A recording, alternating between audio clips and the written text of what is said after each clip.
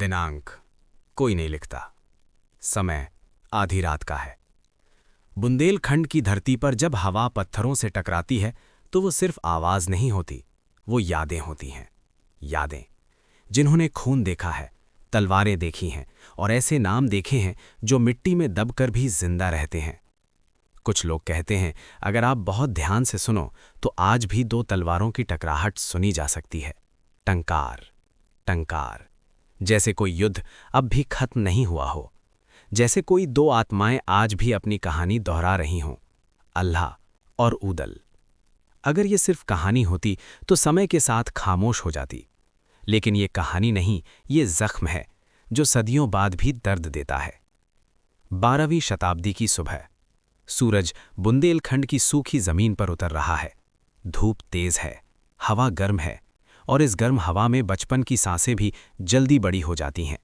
यहाँ बच्चे खिलौनों से नहीं खेलते, यहाँ बच्चे तलवार की म्यान पकड़कर चलना सीखते हैं।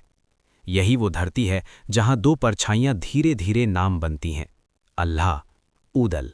दो अलग शरीर लेकिन एक ही आग। महोबा नगरी, पत्थर की दीवारें, लंबे दरवाजे और उन दीवारों पर पुराने युद्धों के निशान। राजा परमाल का राज, लेकिन महोबा को जो बचाता है वो सिंहासन नहीं है, वो दो नाम हैं, अल्लाह, ऊदल।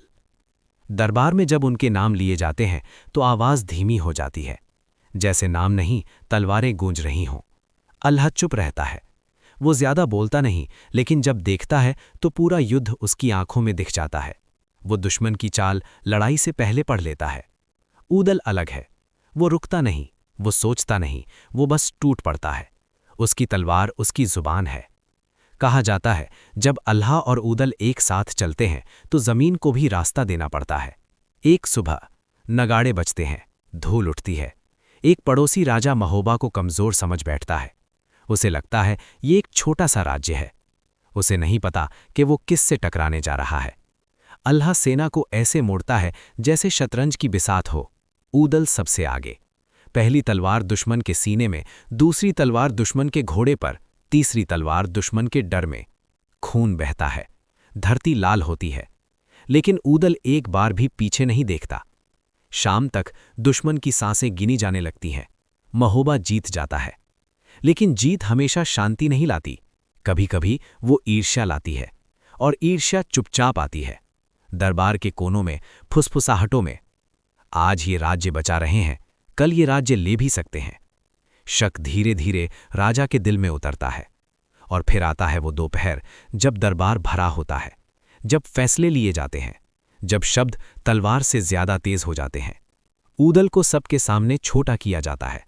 उस पल हॉल में सन्नाटा है, लेकिन ऊदल के अंदर तूफान है। बुंदेलखंड में अपमान का मतलब सीधा युद्ध होता है।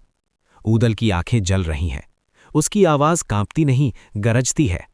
जिस मिट्टी के लिए हमने खून बहाया, अगर वही मिट्टी हमें पहचानने से मना कर दे तो हमें उस मिट्टी की कसम तोड़नी पड़ेगी। अल्लाह कुछ नहीं कहता, लेकिन उसकी आंखें सब कुछ कह देती हैं। उस दिन दो परछाइयां महोबा से बाहर निकलती हैं और दीवारों को जैसे पता चल जाता है, आज उन्होंने अपनी ढाल खो दी है। रात, महोबा चुप है, लेकिन खतरा जाग चुका है। इतिहास फिर करवट लेता है और एक और नाम गूंजता है, पृथ्वीराज चौहान। एक नाम जो अपने साथ हजारों तलवारें लाता है। मैदान, धूल, नगाड़े, घोड़ों की टापें। ये युद्ध आम युद्ध नहीं है, ये अहंकार की लड़ाई है, सम्मान की लड़ाई है और शायद किस्मत की लड़ाई है।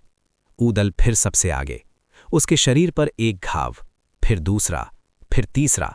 खून बहता है, लेकिन तलवार अब भी ऊपर है। हर वार के साथ ऊदल जैसे अपनी उम्र छोड़ता जा रहा है। सूरज धीरे धीरे नीचे जा रहा है और ऊदल भी। एक ऐसा वार लगता है जिसके बाद उसकी टांगें कांपने लगती हैं, सांस भारी हो जाती है, लेकिन फिर भी वो आगे बढ़ता है। आखिरी बार तलवार ऊपर उठती है और फिर धरती उसे अपनी गोद में खींच लेती है। ऊदल गिर जाता है, आसमान चुप हो जाता है, जैसे खुद समय सांस रोक ले। ऊदल मर जाता है, लेकिन उसके साथ दुश्मन की ताकत भी टूट जाती है। रात, अल्लाह ऊदल के पास बैठा है। उसका हाथ ऊदल के खून से भरा है, लेकिन उसकी आंखें खाली हैं। वो योद्धा जो कभी नहीं झुका, आज अंदर से टूट चुका है।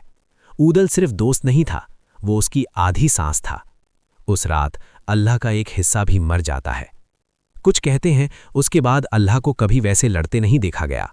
कुछ कहते हैं उसने तलवार रख दी। कुछ कहते हैं वो सन्यासी बन गया। और कुछ कहते हैं वो एक आखिरी युद्ध में हमेशा के लिए खामोश हो गया। सच कोई नहीं जानता, क्योंकि कुछ अंत लिखे नहीं जाते, वो गाए जाते हैं।